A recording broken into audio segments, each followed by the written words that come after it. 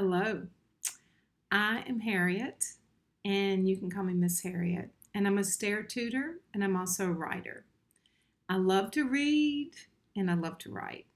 And I hope to share some of my love of writing with you today as we look a little more closely at Beekle, the unimaginary friend. I'm sure you loved reading this book as much as I did. I just loved it, loved the illustrations, um, and I loved getting to know Beekle. Um, Before we get started, I want to make sure you've got the worksheet and our adjective list and a pencil or a pen. So I'll give you a second to make sure you've got the materials you need for our little writing adventure that we're going to have today. So be sure that you've got the worksheet, the adjective list, and a pencil. I like a pencil better than a pen. I have so many pencils. I almost collect pencils. But I like pencils because they have erasers. And as writers, it's okay to make a mistake because we can erase it and write it again. So if you're ready, hopefully you've got everything you need.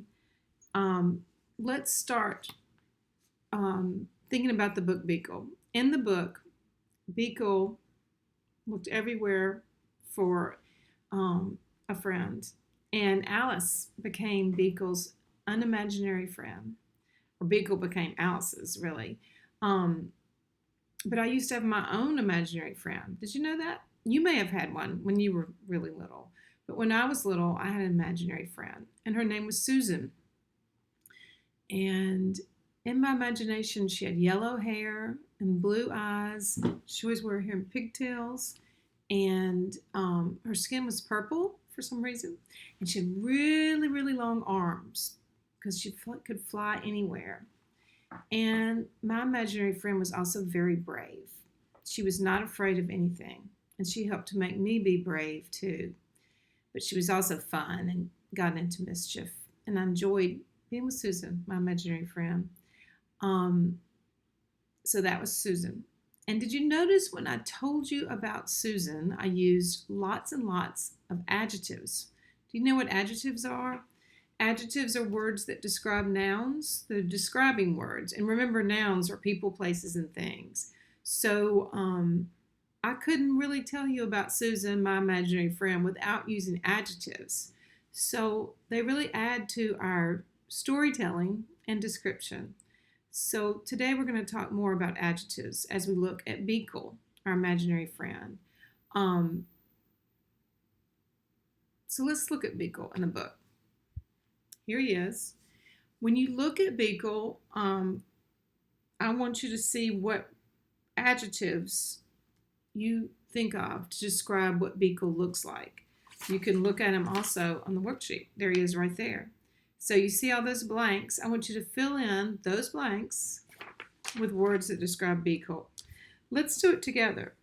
What do you notice when you look at him? What color is he? He's white. So you could write down the word white. Don't worry about spelling. Just let's write down the adjectives. What else do you notice about how he looks? Would you say he's shaped like a blob or fat maybe? He has like a tummy. You could say he's fat. He's short, I would say. That'd be a describing word for him. Because look how he is compared to everybody else. He's pretty short. Or he's like the size of a small dog, as you can see. What else do you notice about him? He has small eyes, the really small eyes. He has on a yellow crown. I'm glad you noticed that. Yes. And he also has 2, 3. He just has 4 fingers. 1, 2, 3, 4. He has 4 fingers. That would describe him. And I think he has kind of a crooked smile. Crooked. Not exactly straight or up and down, crooked smile. So those are some ways to describe him. Can you think of anything else?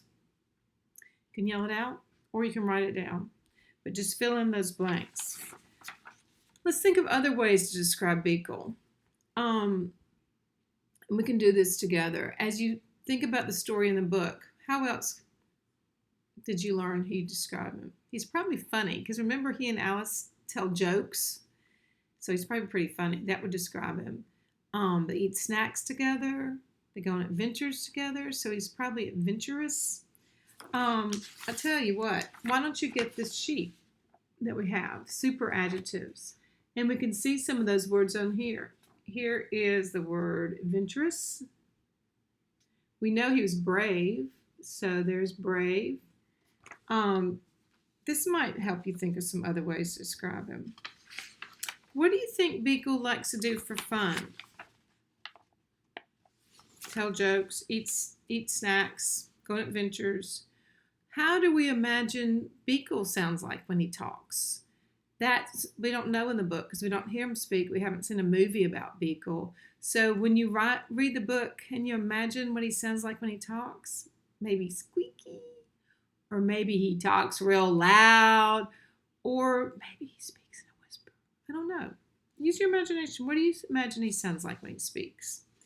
The next question is, do you think he smells like anything? Sometimes using our five senses are a good way to describe people, places, and things. So, Beekle, I told you about Susan, my imaginary friend, and she always in my mind smelled like cotton candy to me. What do you think Beekle smells like? He looks like a marshmallow. Maybe he smells like a marshmallow, or maybe he smells like a banana. I don't know. What do you think? He could smell like dirt, like a playground. You think about what you think he smells like and fill it in right there. Let's think of other ways to describe Beekle using the book. We know that he was brave.